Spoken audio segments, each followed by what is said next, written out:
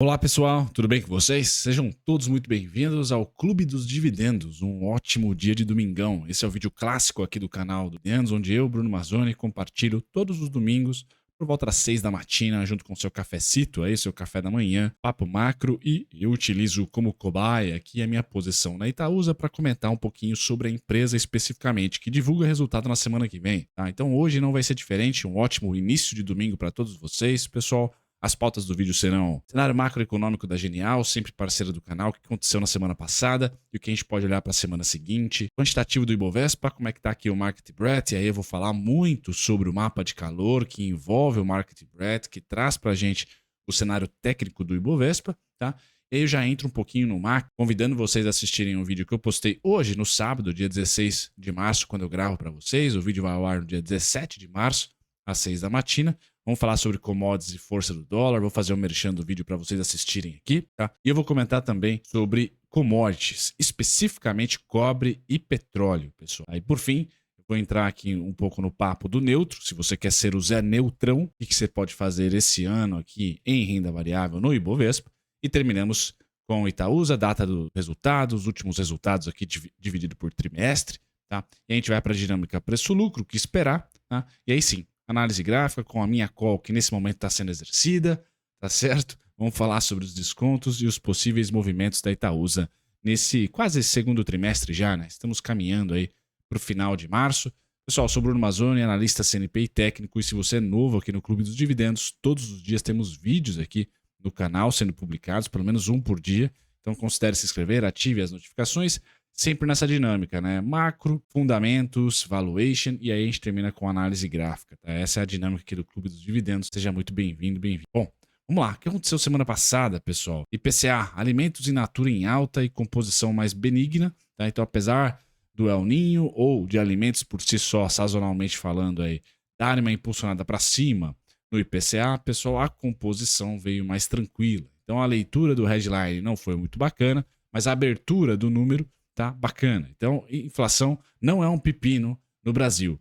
PMC veio muito, mas muito bom, pessoal. Muito boa mesmo. É uma evolução no painel aqui do IBGE monstruosa, né? Quando a gente entra no site do IBGE, tem um gráficozinho malemar aqui, mas dá pra gente olhar com muito carinho, né? Que é a parte de comércios, que é a PMC, tá? E o gráfico, né? Por si só de linha aqui, mostra que janeiro foi muito bom, tá? Então, a pesquisa mensal do comércio, em vendas do varejo, etc., foi um bom resultado aqui, um bom dado econômico. Então, de novo, né, a fotografia e o filme de curto prazo está muito bom, né? PMS, crescimento de 0,7, está acima do teto das expectativas também. Então, atividade econômica cada vez mais. A gente deve ter, pessoal, pressão para baixar a curva de juros, já que a atividade econômica está forte aqui. E no internacional, quando a gente falar aqui do dólar dos Estados Unidos, também pressão para não se abaixar muito rápido lá, porque a atividade econômica por lá também não está desacelerando tão rápido quanto seria interessante desacelerar para que o Fed Funds cortasse juros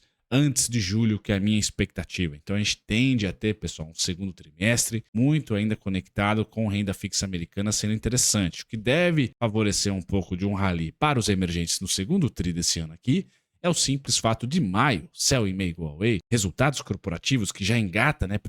Quarto tri e primeiro tri já são quase que engatados ali na temporada corporativa de resultados, tanto aqui no Brasil, mas principalmente nos Estados Unidos, porque tem mais empresas, né? Então a temporada é mais longa, né? A gente deve ter algumas das Big Techs já mostrando fraqueza. Eu, especificamente Tesla, a gente pode olhar para Apple, fraquezas mais fortes do que o quarto trimestre, porque sazonalmente essas empresas de tech, algumas delas dependem de venda, né? E o primeiro tri geralmente é um tri meio chacoalhante, ele não é tão empolgante quanto o quarto tri. Então eu imagino, pessoal, que nós devemos ter aqui, falando do CAGED antes, né? Saldo positivo de 180 mil vagas, pessoal, o mercado esperava 90, então foi o dobro. Então, de novo, o mercado de trabalho aqui formal, né? Diferentemente da PNAD, tá? Então isso ajuda bastante nas expectativas de crescimento de PIB.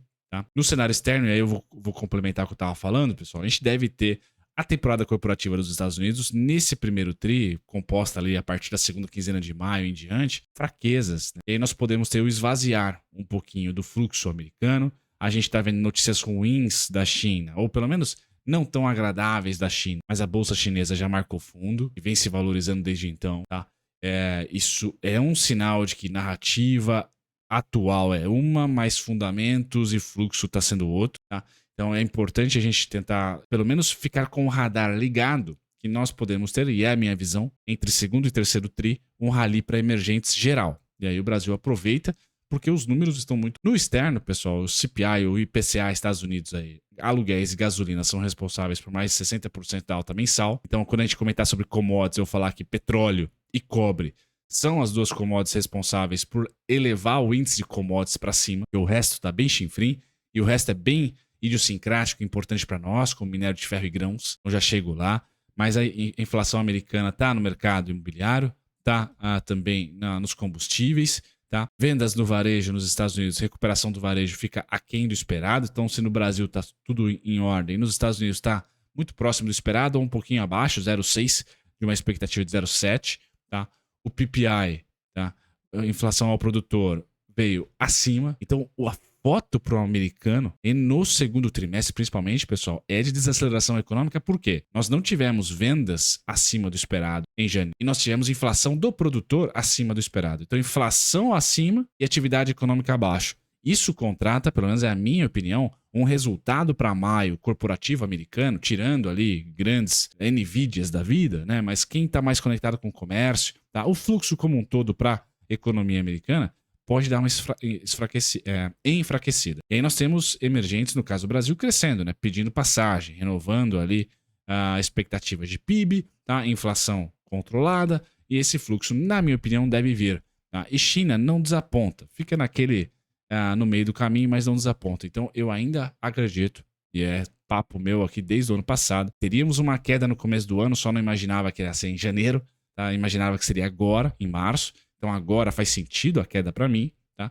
Mas já marca fundo. Então março, abril e maio fica lá tretando, brigando nos fundos ali, sendo um período de acumulação para um rally que eu imagino ser de maio até julho, tá, pessoal? Eu imagino isso e os dados corroboram que na zona do euro, finalizando, a produção industrial com queda de 3,2 surpreende negativamente, o que não é positivo. A gente quer ver uma Alemanha, por exemplo, aumentando exportações para a China. Isso é uma proxy de crescimento chinês. Então, por hora, pessoal, o que eu vejo aqui? Contratado é uma atividade econômica mais forte do que o esperada para o Brasil, e talvez a gente possa emprestar isso para mais emergentes, tá? Até pelo ciclo monetário que está mais avançado, e contratado uma desaceleração agora com dados, né, um pouco mais relevantes ali, de inflação versus crescimento econômico versus atividade econômica para os Estados Unidos. Isso deve trazer fluxo para cá, tá? Em algum momento. Não vai ser aquele fluxo super direcional, pessoal, vai ser um fluxo idiosincrático. Eu já chego na parte de commodities, que nesse momento está sendo muito idiosincrático, até vou pular para a parte de commodities primeiro, muito idiosincrático para o Chile, por exemplo, tá? O Chile se beneficia desse momento aqui porque vê o cobre, ele é o principal produtor aqui de cobre, então a tese de commodities que vão ali alimentar a inteligência artificial, tá? Por exemplo, ou a transição energética, está muito mais forte do que tese de commodities de gigante asiático, consumo de alimentos, por exemplo, e minério de ferro. Então, pessoal, a foto que nós temos hoje, o que é? A gente vê grãos caindo, soja caindo, milho caindo. Trouxe nesse vídeo de sábado que eu postei, pessoal, que tem a capinha aqui de uma que eu fiz em inteligência artificial, esse cidadão aqui, com apreensivo, tá certo? É muito macro, que é só macro, são 23 minutos, é um saco, é igual esse vídeo de domingo aqui, é bem longo, mas se vocês quiserem saber mais sobre o macro, um resumão aqui, tá nesse vídeo. Tá?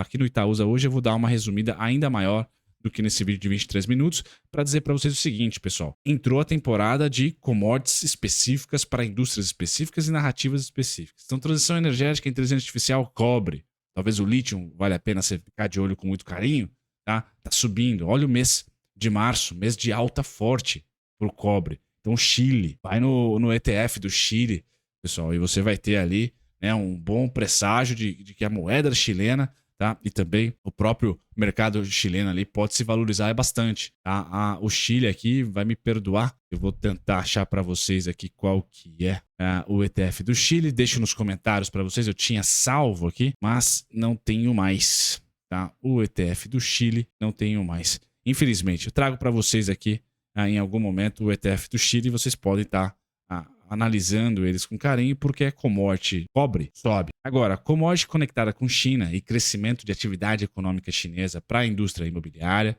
tá? Não vai bem. Para a infraestrutura, não vai bem. Então, minério de ferro derroca, é muito, é o oposto do cobre. E os grãos, por hora, também não estão em tendência de alta, estão em tendência de baixa. Mas os grãos subiram bastante em 2022, fizeram máxima histórica, tá? E aí 2023 queda, 2024 queda também. O minério que cai desde 2021, tá? Um ano antes. Então, nos grãos, abre-se uma oportunidade no Brasil. Fiquem de olho aí em JBS, BR Foods, tá? A Marfrig, a BIF, né? Porque parte dos custos dele está cedendo. Ótimo, tá? Se de repente o preço do boi ali, em determinada dinâmica, subir, um rally desses frigoríficos a gente pode ver ainda esse ano de maneira forte. Agora, minério de ferro, o pepino é mais embaixo.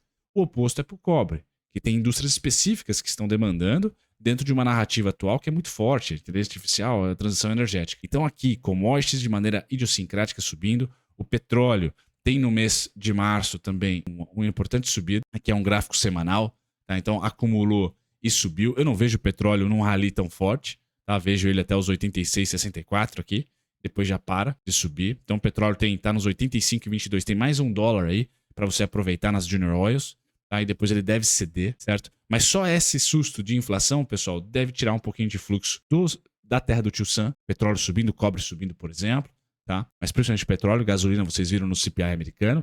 E aí reflete um resultado corporativo que eu imagino que não seja tão bom. Bum! Temos uma janela para os emergentes. Mas vai ser uma janela tática, tá? Até agosto no máximo. Por quê? De alta, né? Porque temos eleições nos Estados Unidos. E aí, tiro, porrada e bomba, né? Então, petróleo e cobre, pessoal, são os principais protagonistas para o índice de commodities, o CRB, tá subindo. A lateral barra subindo. Ainda não é o minério de ferro. Ainda não é os grãos, tá? Que são parte importantíssimas para o Brasil. Tá? Por hora, a gente pode falar que o Chile vai muito bem. Tá? E é o emergente e o stock picking, é o emergente picking desse mês de março, enquanto a gente sofre um pouquinho. Tá? Então é importante, nós tivemos também a Petrobras diminuindo dividendos, o que não dá muito protagonismo para o petróleo. A gente aproveitaria que somos o maior exportador agora de petróleo da América Latina. Mas no momento, o grande fluxo, que seria a Petrobras, para trazer investidor, tem os dividendos menores e aí tem um refluxo, uma saída. Na verdade, é uma falta de interesse no momento pela Petro. Bom, market breadth, pessoal, subindo, chegando próximo aqui das regiões vermelhas, né, de sobrecompra. E mesmo assim o Ibovespa caindo. Por que isso? O market breadth está disfuncional nesse mês de fevereiro e principalmente março com queda da Petrobras. Exatamente porque nós temos Vale caindo no ano 20%, Gerdau 12%, CSN 21%, tá? Petrobras caindo 3%, tá? Bradesco caindo 16%, B3 caindo 13%, tá? A Ambev caindo também aqui quase 8%. Ou seja, pessoal, small caps é que estão ali indo bem. Você, stock picker, tá? Que acumulou small caps, eu falo isso muito no vídeo de ontem, né? Que tem a inteligência artificial lá como capinha do vídeo. Você está indo muito bem. Algumas blue chips como a Suzano Clabin, por exemplo, estão indo muito bem.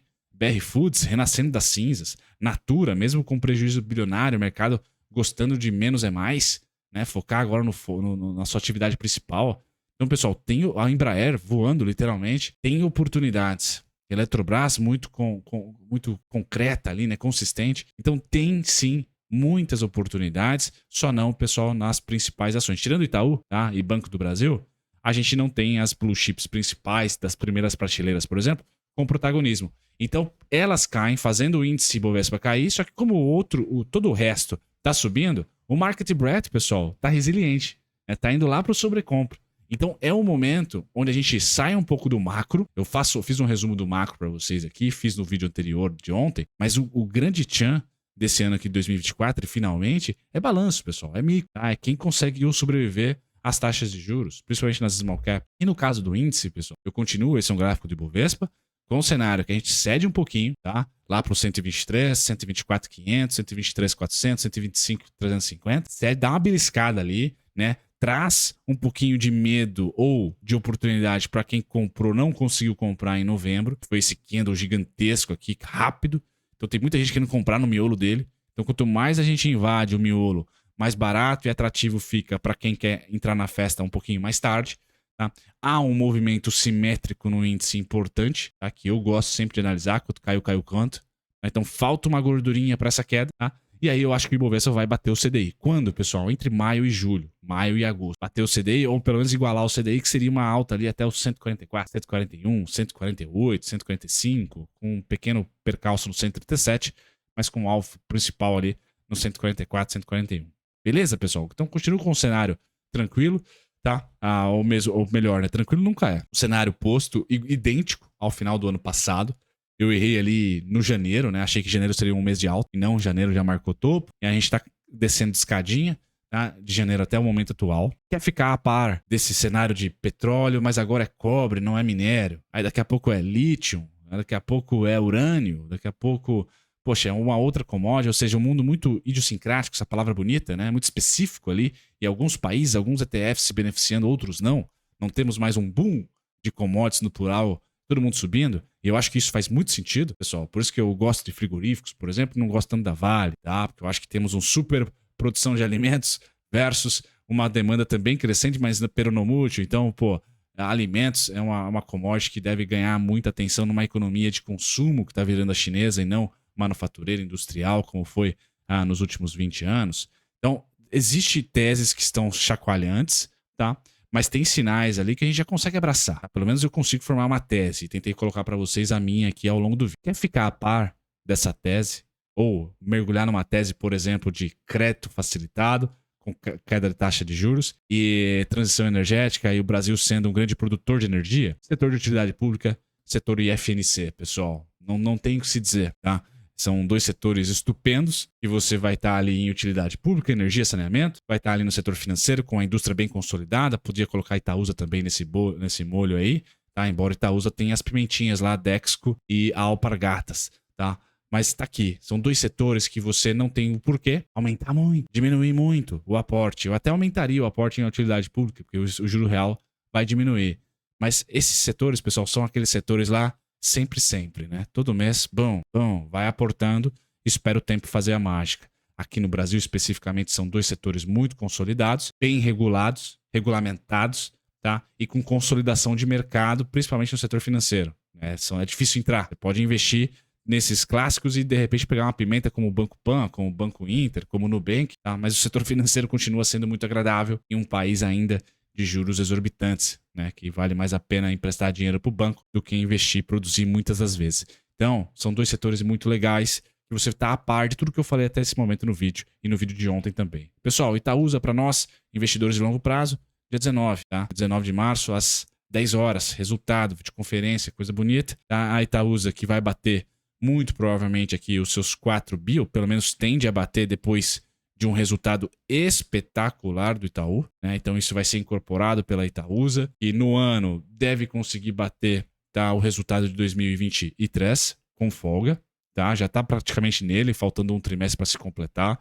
Então o lucro deve continuar a subir. A dívida, que é o principal pós-CCR, pós-aumento na AEG e também na Alpargatas, né? Fez o follow-on recente, ela exerceu o seu direito, tá? Então a gente vê a dívida da Itaúsa também no pico. Chegou no seu pico, começa a ceder, tá? E não vai ser nesse trimestre que vai subir, tá? Ela não fez nenhum grande investimento. Então, pessoal, de novo, Itaúsa, queda na dívida, aumento no lucro pelo Itaú. No caso do Itaú, melhor PDD, aumento no lucro, ou seja, dividendos estão liberados. Por isso que aquele dividendo de R$1 por ano, 90 centavos por ano, que eu sempre trago para vocês aqui, não fiquem órfãos, tá? Vai ser ali por 1 ou 2 anos, depois, como qualquer economia cíclica como é a do Brasil, a gente tende a dar uma segurada nesse dividendo, certo, pessoal? Feito isso, o lucro, pessoal, eu espero que seja na casa dos 4 bi, tá? Para mais, né? Até um lucro recorde, rompendo máxima de 2021. Então faz todo sentido aonde a Itaúsa está. Tá? Além do fato que a Itaúsa divulgou na surdina aí recompra de ação, tá? Então ela tá tão tranquila com a dívida, tá? Que ela tá pagando mais dividendo, bonificando, subscrevendo com desconto de 30%. E, além do mais, comprando ações. Então, eu não esperava uma política de recompra de ações. Certo, pessoal? Então, quando eu vou aqui para o meu gráfico, eu vejo a Itaúsa com preço teto lá nos R$15 esse ano, com esse dividendo de R$1. E para o ano que vem também. Depois volta a ter preço teto abaixo, que eu acho que os dividendos murcham. Tá? A minha call está em R$10,45. Os preços estão a R$10,66. Então, eu estou sendo exercido. Eu sou obrigado a vender parte da minha posição, que era o meu planejado. Tá tranquilo, mas confesso, pessoal, se a Itaúsa em março/abril ceder o suficiente para 10,12, o que era 9,42 para eu zerar minha call, agora é 10,12, tá? Agora é 10,12. Por quê? Ela vence em abril, ela começa a ter um preço muito mais volátil, porque o tempo é menor, então o tempo está ao meu favor se ela entrar no dinheiro, se ela ceder abaixo dos 10,45. Então o Itaúsa aqui, pessoal, qualquer movimento que porventura venha aos 10,12, aos 9,77, eu devo zerar a minha call, tá? E de repente rolar, né? Lançar outra para maio, lançar outra para junho, tá? Porque é interesse meu realizar lucro aqui e é interesse meu que esse lucro se realize nesse período, especificamente nesse período, tá, pessoal? Porque eu ainda imagino que a gente tem um sambar, tá, antes do rally que vai se dar ali em maio. Então, entre março, abril e maio é quando eu tenho o meu espaço para se vender call. Ali já em final de abril para maio, eu quero vender put, tá? Porque eu acho que o mercado vai esticar de novo, beleza? Como ela tá esticando fora do mercado, né? Só ela e mais algumas poucas, tá? Passando um certo calor aqui, mas estou feliz com o dinheiro que eu recebi, prêmio que eu recebi e com o preço que eu estou vendendo. Pessoal, o meu médio está aqui embaixo na reforma da Previdência, tá? Os descontos, 9,42, 92, 8,79, pessoal. Esses são os principais descontos. O crash da Itaúsa. O mais provável, tá? 10,12, 9,77, 9,42. Difícil imaginar abaixo dos 9,42 a Itaúsa, tá? Com a possibilidade de vir mais novidades aí pós-resultado. Então fiquem atentos. Dia 19 é o resultado. Esse aqui é o resumão da Itaúsa. Pessoal, alvo para cima? Não tenho, tá? Eu poderia colocar para vocês algo nesse sentido aqui, ó, tá? 12,23, certo? E aí a gente vai à parte nominal. Estamos falando de 11,76. Então são alvos projetados, assim como eram os 10,51, 10,13. Maravilha. Só que foi somente um mês de queda aqui, né? Eu estou projetando esse alvo. 1 a 2 meses ali. Então acho pouco. Mas enfim, quero lançar call e não agora, tá? Quero rolar call como eu quero. Qual será o próximo strike da rolagem, pessoal? 11,76, 12,23. Lançou, divulgou dividendo, eu reajusto, né? Automaticamente na mão, mas é aqui, ó. Aqui é o lançamento de call que eu teria ali para o vencimento em maio, no máximo, pessoal, porque eu acho que em junho estaremos em alta forte, tá? E lançamento de put, já essa região aqui já é bem quista para lançamento de put, principalmente com vencimento ali em julho, né? Julho, agosto. Então, essa é a tática que eu tenho de remunerar minha posição. Enquanto isso, estou comprando Itaúsa, viu? Tô comprando Itaúsa a mercado pouco, porque ordem limitada, estão aí nos próprios preços aí que eu procuro strike e ela não cai, né? Então, o que eu tô fazendo aqui? Eu tô comprando no mercado pouquinho, tá? Não tô fora do mercado, não. Falei para vocês que esse ano aqui não fico fora do mercado, especificamente no setor financeiro e de utilidade pública. Então, compro, só que é pouco, tá? E vou aqui especulando, tentando fazer renda com as vendas de dividendo sintético, né? Venda de call e lançamento de put. Por hora, não tá rolando lançar put, tá? Porque tá muito fora dos meus preços, tá? A call, eu ficaria com um pouco de receio, tá? Nesse momento, eu esperaria para fazer uma rolagem, tá? Olhando mais para casa dos 11,76 aqui do que para os meus 10,45. Certo, pessoal? Essa é a estratégia da Itaúsa. Parabéns para nós aí que somos acionistas. Parabéns para você que tem Bitcoin e outros ativos que estão voando, né? Esse ano aqui, de novo, específico, pessoal. Carteira como um todo dificilmente vai decolar. Clabin tá decolando nesse momento, Suzano tá decolando nesse momento, tá? É um ano bem específico, onde balanço volta a importar. Por quê? Porque a gente tende a ter uma estabilização logo, logo. Para nós, emergentes, vai ser no segundo semestre. Do macro, tá? Então, juros e inflação ali meio que sem dar grandes notícias, tá? E dos países desenvolvidos, logo, logo também. No final do ano, pós-eleição, eles já devem parar de cortar juros e ninguém vai estimular a economia. Eu acho que a gente vai começar a entrar na era dos juros neutro. E a era dos juros neutro, pessoal, minha opinião, balanço volta a importar, tá? Então a gente volta a estudar balanço, volta a olhar múltiplo, volta a ter um pouquinho mais de pé no chão e de ficar mais atento a lucro do que a commodity, juros, câmbio, geopolítica. Uma loucura. Geopolítica acho que não, acho que geopolítica continua quente. Mas enfim, pessoal, finalizo aqui o vídeo, senão vai ficar com meia hora. Um ótimo domingo. Bom café da manhã para quem ainda tá tomando. Obrigado pela parceria aqui, né? Sempre tá comigo aqui. Abraço. Tchau, tchau.